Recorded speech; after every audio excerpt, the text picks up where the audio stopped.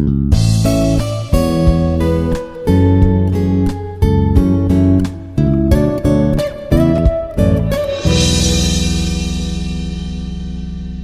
morning, dear students. My name is Dr. Shoaib Mohammad Bhatt.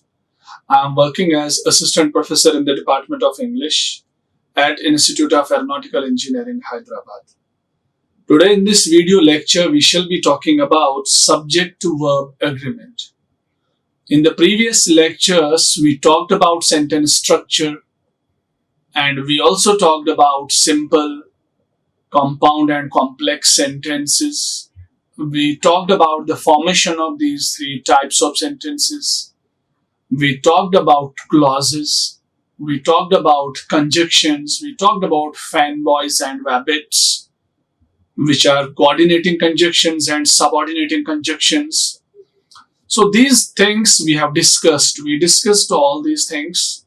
Now today we shall be talking about subject-to-verb agreement, which is one of the fascinating topics in English grammar. Because we see there are different people who find it difficult to choose the appropriate verbs for different subjects. And we see a lot of students are struggling when it comes to subject-to-verb agreement. So students, they are not having the exact sense where to use singular form and where to use plural form of verb. And what is the singular and plural form of verb? Well, this is happening. This happens with students. Students just going through these bachelor's degrees, particularly engineering students, because they are not having English like as a core subject in all the semesters, in all the years, as we see in the arts or as we see for BA. So for the BTech, for the engineering students, it's a little bit challenging at times to just go on with the subject-to-verb agreement, because we see students, they sometimes fail to make the proper usage of the verbs with certain subjects. So today in this lecture, I have included all those rules, all those main rules which are essential, which a student of engineering or the students from other domains and particularly engineering students should focus on, so that they can use subject-to-verb agreement. They can use the proper verbs with the proper subjects. Let's go with the video, with the slides. So subject-to-verb agreement, let's go with the meaning and definition. Subject-to-verb agreement, when we talk about the term subject-to-verb agreement, it shows us, because the name itself refers, it suggests that we are talking about some agreement which is between subject and the verb. We are talking about some treaty. There is some treaty, there is some agreement which is between the subject and the verb. Yes, this is that thing. This is the agreement between subject and verb. And this is mainly with reference to singular and plural form of nouns that act as subjects. Now, wherefrom this discourse of subject-to-verb agreement arises? It arises with the singular and plural nouns and pronouns which act as subjects in the sentences. In the sentences, if we have noun or pronoun and they are acting as subjects, and if these nouns, they are sometimes singular, sometimes plural, so it is because of this singular and plural nature of the nouns and pronouns acting as subjects. It is because of this subject-to-verb agreement comes in dialogue, comes in front, comes under discussion. So I would like to take help of Collins Dictionary in order to make you people understand this. Collins Dictionary says concord. Concord means subject-to-verb agreement. It says concord. It refers to the way that a word has a form appropriate to the number or gender of the noun or pronoun it relates to. So Collins Dictionary, it speaks the same thing but in other words. It says subject-to-verb agreement refers to the way a word has a form appropriate to the number. A word here means a verb is used according to the number and gender of the noun or pronoun which acts as a subject. Now, for example, we have an example. She hates it. So there is a concord between the singular form of the verb and the singular pronoun, she. So in this sentence, if you see, we have hates. It is singular verb. It's not like nouns, as we have a noun, for example, dog. Dog is singular. And dogs, that's plural. But here it is reversed with the verb. So verb having SES or IES is considered as singular. Verb in its base form without SES or IES is considered as plural. So she here is a pronoun which is singular. She means single. So it accepts only singular verbs. That's why it's hates and it's not hate. If the subject has been they, so they is plural. So the verb would be they hate it. It is plural and it's plural. Subject plural, verb plural. So we come to know by the definition of Collins Dictionary, and we come to know by the definition which I gave you at the earliest, that subject-verb agreement is an agreement between subject and verb, and this agreement occurs when we are using noun or pronoun or nouns or pronouns which are either singular or plural as subjects in the sentence. Subject to verb agreement comes in between, because if it is a noun, it requires a noun verb. If it is a singular, it requires a singular verb. If the subject is a plural noun or pronoun, it requires a plural verb. Then, so the general rule of subject to verb agreement, according to Gardner's modern English usage, is what does this Gardner's modern English usage say about subject to verb agreement? It says to use a plural verb with a plural subject, a singular verb with a singular subject. This rule holds true for most cases. However, there are exceptions to this rule. Now, Gardner's modern English usage, it says subject to verb agreement means to use singular verb with singular subject, to use plural verb with plural subject. So this is quite understood and easily to digest. Yes, subject to verb agreement means singular verb with singular subject, plural verb with plural subject. That's it, that's all. But there is an exception. See, if I talk about a pronoun I, what is I? Is I a singular or plural? I means single. If I tell you I am your teacher, this is not like we are 10, 20 people here and I'm telling you I am your teacher, that means we are your teachers. No. When I speak I mean single. So I is singular. So when I write a sentence like I teach you, so if I is singular, the verb should be then teach. I teach you. But this is an exception. It's by default. It's a rule here. For the I, we always have to use the verb's first form when we are making present indefinite tense. So I cannot say I teach you because I is singular and it will demand teach as the verb. No, it will always be I teach you. Some exceptions are there. And when it comes to English language, you will see exceptions everywhere. Whether it comes to spelling, for the spelling like we have CAT cat and we have KIT kite. I know there is a science of sounds behind the pronunciation. But let's come to the letters. CAT, it seems it should be sad.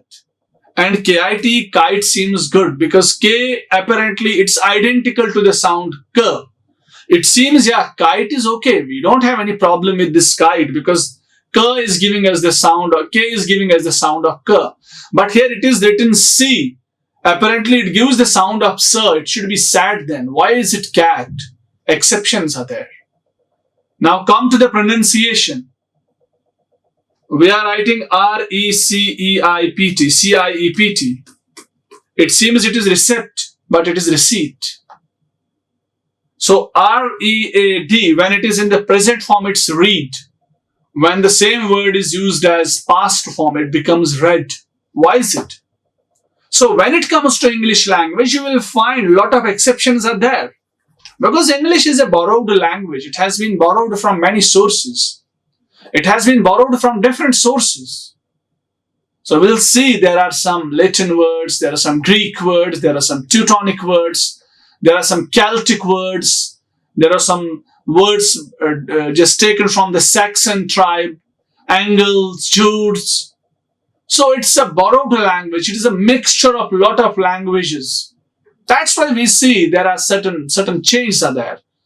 There are certain things we see they are quite against to the tradition, quite against the logic, to the reasoning.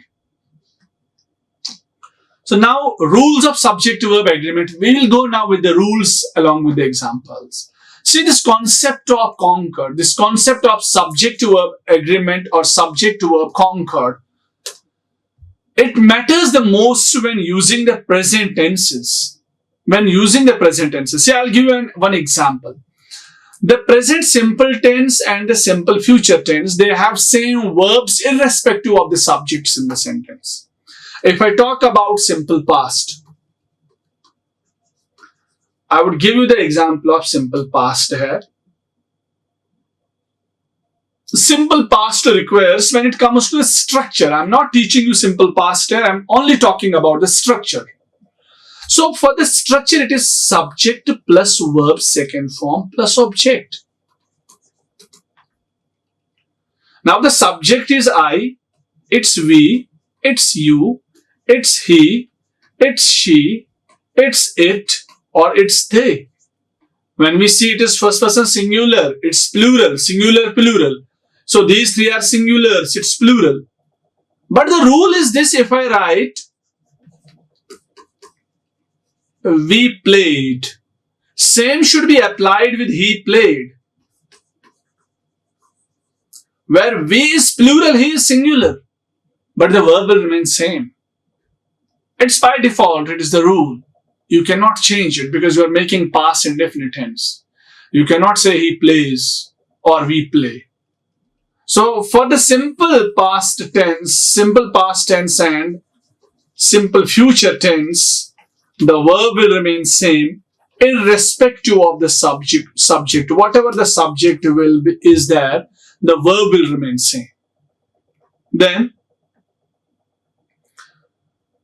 same is the case with future indefinite. If it is I shall write, it is again he shall write, he will write, it's again they will write. So write is same. Write is not going to change. It is same. So now knowing and following the rules of subject-verb agreement, it will help us to write error-free sentences. Everybody aspires, everybody tries to be an error-free writer. You are students, you want to write your answers correct, error-free. You want to write your messages, write your drafts to your friends, to anybody, error-free. So that error-free, you can attain that error-free writing with the help of subject-verb agreement as well. It's one of the components in your writing. So let's go through the examples and try to go through the rules. Rule number 1 is very simple. The rule which we discussed, that is the use of a singular verb with a singular subject, plural verb with a plural subject. And the subject, it can be a noun, pronoun, or a noun phrase. If it is a pronoun, the subject to verb agreement is done with reference to the person of the pronoun. Now see beta. Now we have example. Rachel. Rachel is singular. Third person singular. We are talking about one person, Rachel. So that's why the verb here is singular. It is spends. I told you verbs with S are considered as singular and verbs without SES, IS are considered as plural. So when the verb contains this S, it is singular. And see, the subject is singular, verb is singular. So we can say this is the good usage, this is the correct usage of subject to verb agreement. Rachel spends her free time listening to music. So singular subject, we have here singular subject with singular verb. Then Blaine and Kurt play the piano. Now we have Blaine and Kurt, plural. We have two subjects, compound subject is there. When it is a compound subject, that means a plural subject, so we require plural form of verb. Plural subject with the plural form of verb. Then we have another example. She likes to have a dessert after every meal. She is third person but singular. It is she, it's not they. She, singular third person, likes. It's a verb which is singular verb, likes. If it is like, then it will be plural. It's likes is singular. She likes. Again, we have third person singular with a singular verb. So this is to use singular verb with singular subject, a plural verb with plural subject. Then we have rule number second, that is for these be forms. When using the be form of verbs, there is an exception. And in this case, the verb is used according to the number and person of the subject. Here, for the be forms of verbs like is, am, are, so was, were, we use these verbs according to the number and person of the subject. So it is according to the number and person of the subject. Now see, when it is first person and it's I, it always requires am in order to make a present tense. I am confident. I was confident. Then when it is we, so it's plural, first person plural, we require are. In present, we are confident. For the past, it will require were. We were. For the past,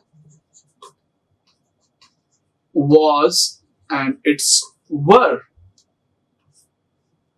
Now, second person is both singular, you is both singular and plural. You are. So, when it is present tense, you requires are among the be forms. And for the past, it will be you were.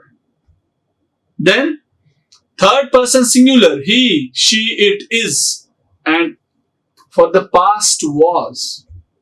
Third person is are. For the past, it is were. So this is the case with the be forms. When we use be form of the verbs, so they depend upon the subject according to the number and person of the subject. Now, furthermore, when used with other nouns and noun phrases, the rule applies. Like the same works even with simple past, present continuous tenses. When the be form of verbs are used as the principal or helping verbs, check out. See, now I'll go with the following examples. You will get to know. Now, for the present indefinite tense, it is always e. Now, if it is present tense, present continuous tense, and subject is plural, so we have are. And if it is past tense, so it is were. So again, if it is plural with the past, there are, and for the plural it's plural, and for the singular subject it is singular. Like we have past continuous tense here. I was reading the latest book by Rudyard Kipling. So here it is was. As I told you in the previous slide, for the past it is I takes am, and for the past it takes was. So that's why we have here was. And for the third person, like it is his. For the present, the girl is. For the past, it's was. And for the present, if it is plural, it's are. And for the past, it is were. If I convert this sentence in the past, it will be the girls were waiting for you. So this is about the be forms. Then rule number 3 is the use of have and has. Because we are using have and has. So in the present perfect and in the present perfect continuous tense and as a main verb, he have as a main verb. So it depends upon the subject. All the singular subjects they use has, plural subjects use have. I'm telling you the use of have and has in relation with the subject. For the present perfect and present perfect continuous, because we use these two helping verbs with present perfect and present perfect continuous tenses.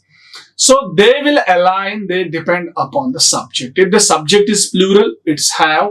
If the subject is singular, it's has. And all the singulars, for all the singular subject, it is has. For all the plural subject, it's have. Now here it is have as a main verb. I have a younger brother. So I always requires have but not has when it comes to choose between has and have. Same is the case, you is as plural or singular, it will take have. You have taken the wrong decision. Then we have third person singular. We have singular subject, the verb is singular. So singular subject with singular verb. William Shakespeare again singular. So we have singular verb. Finn has been. Finn is again singular subject. So we have singular verb. Huh? Or I can say like this. Another example I would like to give you. Boys have been playing hockey. So boys is plural. So we have plural have. We have plural verb. We have. Because have is considered as plural. So when we have to use have, it will always be used with the plural subject. So this is the rule for has and have. Now let's go with rule number 4. Now if we have the compound subjects which are connected with and, very interesting rule is this. Compound subjects which are joined by and, they take plural verb. For example, Krish and Radha are on their way to airport. R is considered as plural. Krish and Radha. So we have compound subject. Compound subject means when we have more than one subject. So the rule is when we have compound subject which is joined by and. So verb will be plural. Another example, Karen, Sheila, Akash. These three subjects are joined by and. So that's why we have. As I told you, have is considered as plural. It's not has, it's have. It's plural form of verb. So the rule number 4 is this. When we have compound subjects which are combined by and, the verb will be plural. Rule number 5. When more than one noun is joined by conjunction or, the subject is considered to be singular and a singular verb is used. Now if we have more than one nouns or more than one subject, it is joined by or, not and but or. Subject is always considered as singular, so it will take singular verb. Your mom or dad has to be here in an R. Has. We have two subjects, we have two nouns, they are connected by or. The grammatical rule is two nouns connected by or are considered as singular subject and require singular verb. That's why it is has but not have. My brother or sister is coming to college. My brother or sister, it's not like are coming to college. Are is wrong. Why? Why is are wrong? Because this is considered as singular subject. So when it is singular subject, it requires the verb which is singular but not plural. So this is another rule for subject-verb agreement.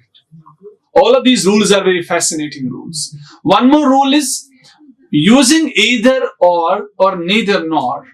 When we have either or neither nor, so what will be the case with the verb? The verb should agree with the noun or pronoun that comes just before it. The verb should agree with the noun or pronoun that comes just before the verb, just before it. For example, see, neither Ricky nor Gina is here yet. So we have the verb is singular. Why we used a singular verb? Because there is a rule when the sentence contains neither or nor, the verb should agree to the noun which comes just before it. So the noun which comes just before or just before the verb is singular. That's why verb is singular. Now let's go with the plural form. Another example. Either the teacher or the students have to take an initiative. Either the teacher or the students have. We have the verb, it's plural, have. Why is it plural? Because the rule is when we have either and or, the verb should follow the subject which comes before it. What is the subject which comes before have? That is students. And what is students? It is plural. That's why verb is plural. It's quite easy to understand, but you need to just keep this thing in your mind. It's not like you are listening at it and you are forgetting it. Because these are the main things which we use in our daily discourse. And these are the main things which we use in our daily writing. Now, another example, plural form. Neither the children nor the parents. Parents is plural. That's why verb here is plural, are. So there is no need to go in the elaborated discussion on this now because I made this thing clear to you. Then rule number 7. What is rule number 7? One of the important rules. Sentences which contain pronouns like anybody, anyone, no one, somebody, someone, everybody, everyone, nothing, and nobody. Sentences which contain these pronouns, we start with these pronouns, which contain these pronouns as subjects. They are always treated as singular subjects but not plural subjects. And when they are singular subjects, they will require singular verb. Let's go with the examples. Nobody has understood anything. Nobody is singular, verb is singular. Everyone was, it's not were, it's was, plural form of was. Nothing fits, singular. It's not fit. If it has it been fit, then it was plural. No one finds, singular. It's not find. So the rule number 7 is sentences which have these pronouns as subjects like anybody, anyone, no one, somebody, someone, everybody, everyone, nothing, nobody. All these pronouns are treated as singular subjects and they should be used plural verbs with them. Singular subjects, they should be added singular verbs to them. Rule number 8. When sentences have subjects like police, news, scissors, so they are plural by default. The verb should be in plural form. Like, see, the news of demonetization shocked the entire nation. The news of demonetization shocked the entire nation because news is considered as plural. Police is always considered as plural. That's why it is the police have been, it's not police has been, because police is plural by default. That's why it is police have been looking for the culprit. Rule number 9.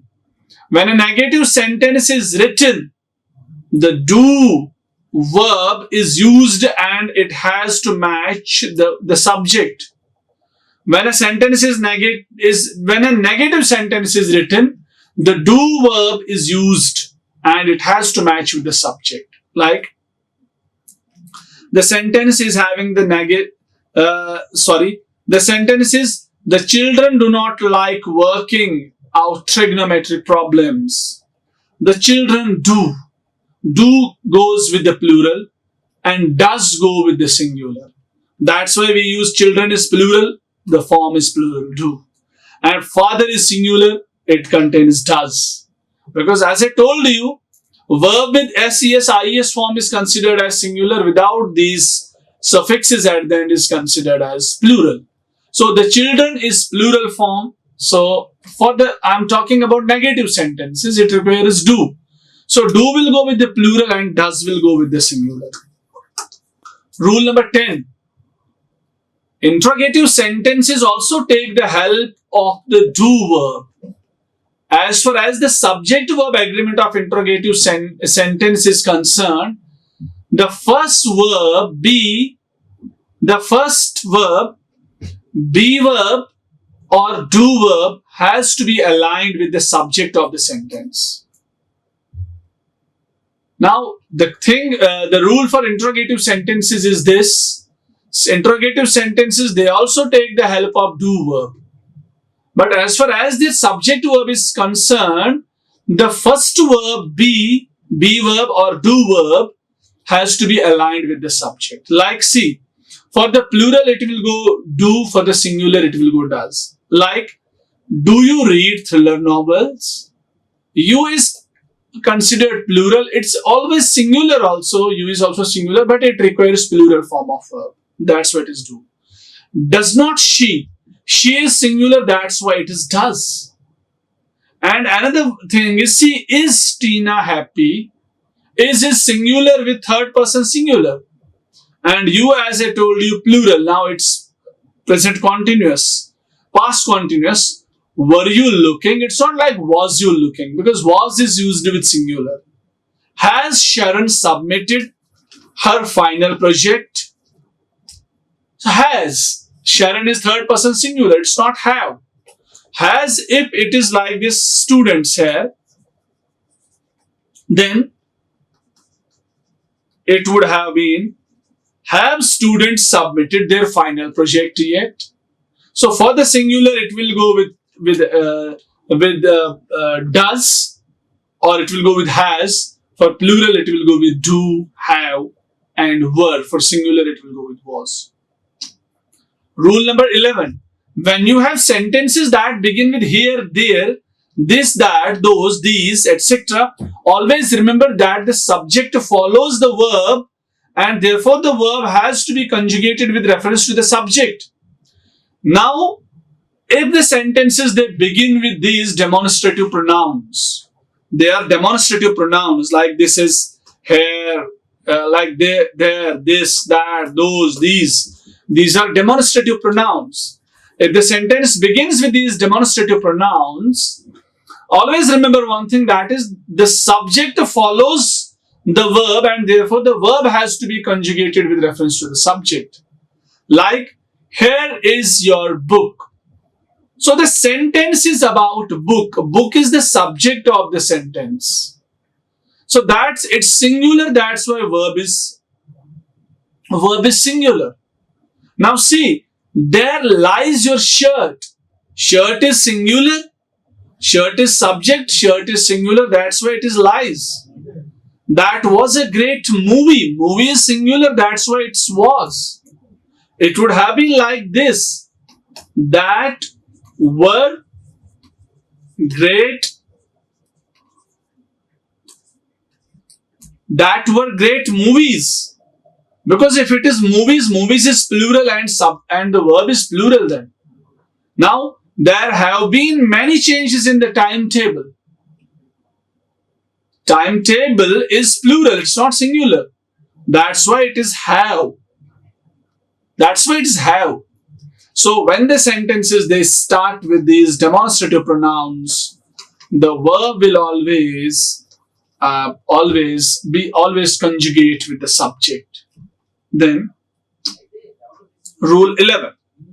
When you have sentences that,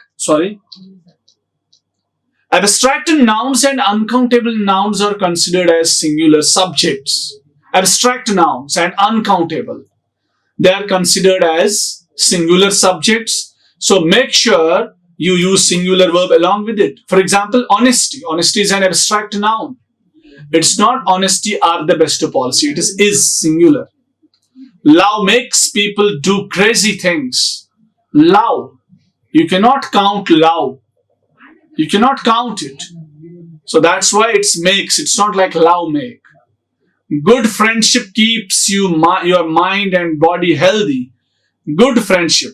You cannot see this goodness. That's an abstract noun. So that's why we use keeps here. Singular verb.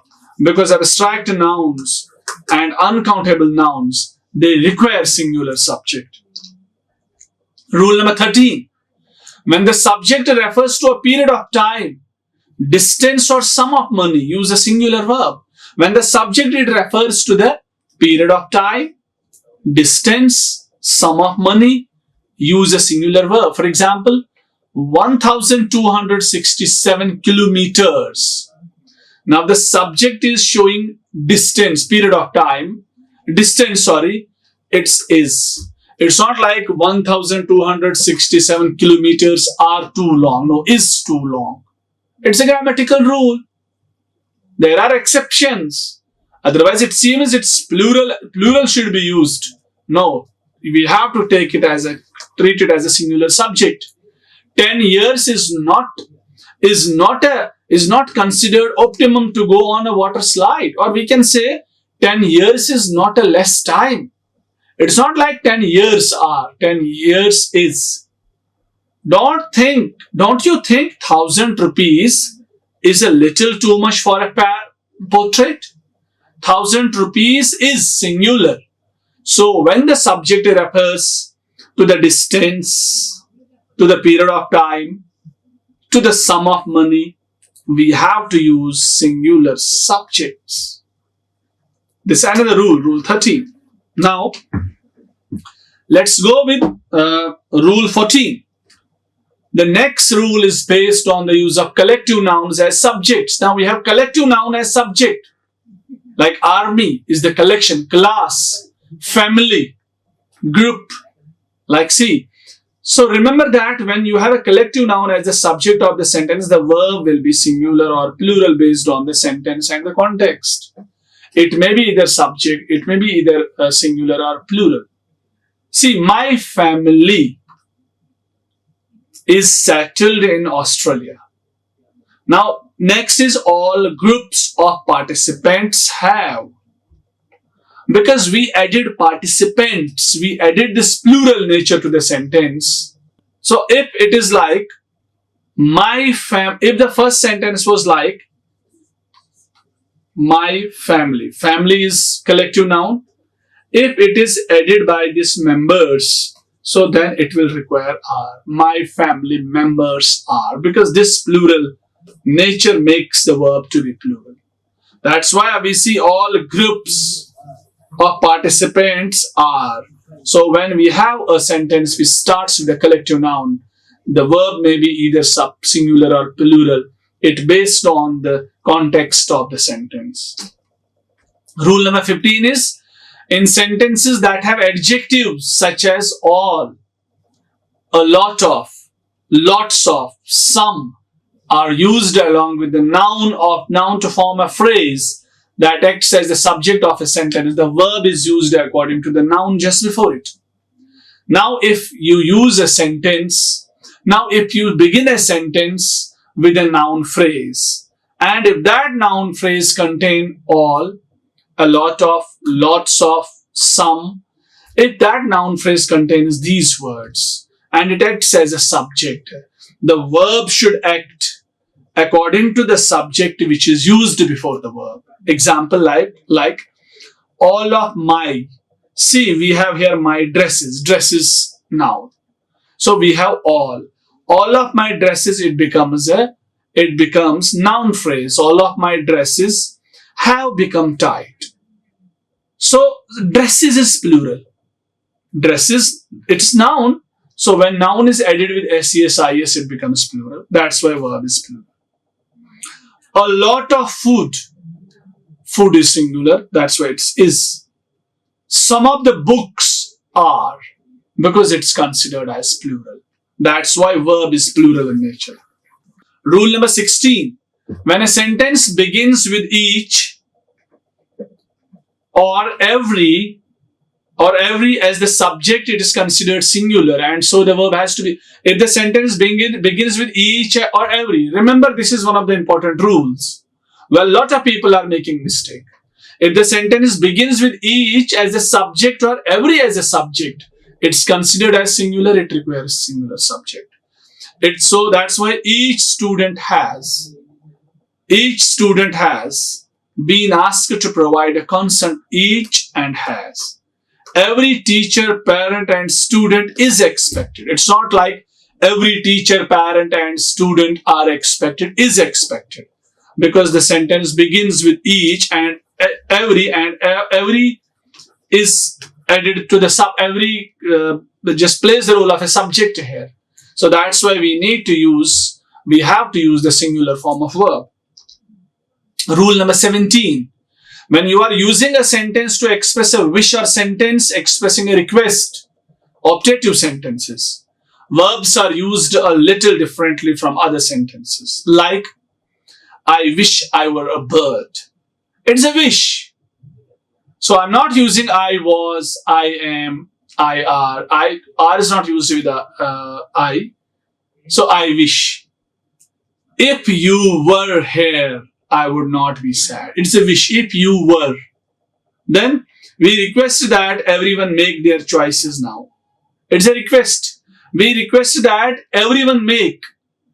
Now I told you everyone is considered as singular, then the verb should be everyone makes. But in the optative sentences, when these words they express any wish or request, so we have a different form of verbs for these words.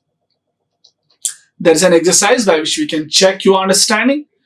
Let's go. One of the plates are broken. Whether it is right or wrong, one of the plates are broken. So it's one of the plates is broken, because when the sentence starts with this, so it's considered as a singular subject. The 7 children from Chennai has been selected for the final round of the quiz. The 7 children from Chennai have been selected because we have plural subject.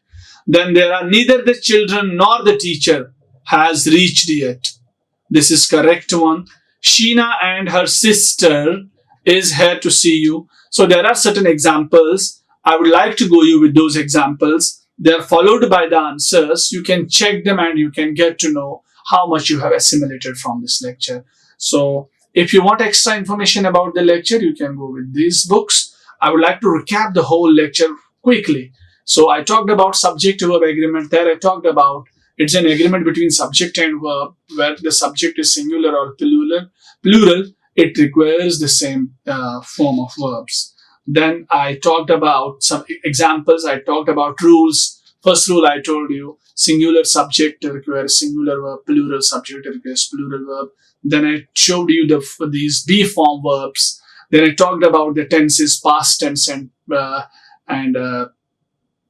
certain tenses I talked, simple past, present continuous and past continuous. Then rule number 3 we discussed about have and has. How have can be used with plural verbs, plural subjects, and has can be used with plural singular subjects. Then I talked about compound subjects and I told you when there are compound subjects connected by and, it's considered as plural. Then I talked about compound subjects connected by or, it's considered as singular. Either or, nor, and neither and nor. I talked about this rule. Then I talked about certain pronouns which are used as subjects. They are always considered as singular. Then I talked about rule number 8 that like I talked about news, I talked about scissors. They are also always considered as plural. Yes. So rule number 9, I talked about do for the negative sentences. Then rule number 10, I talked about interrogative sentences. Rule number 11, I talked about demonstrative pronouns. Rule number 12, I talked about abstract nouns and uncountable nouns. Rule number 13, I talked about period of time, distance, or sum of money. Rule number 14, I talked about collective nouns. Rule number 15, I talked about adjectives like all, lot of, lots of, some. Rule number 16, I talked about each or every. Rule number 17, I talked about wish and request, then exercise. So if you want extra information about this, about subject-verb agreement, you can go with these books. They will help you. So this is all for today. I would like to stop here. Thank you. Thank you for listening me carefully. Like, share and subscribe. Hit the bell icon for more updates.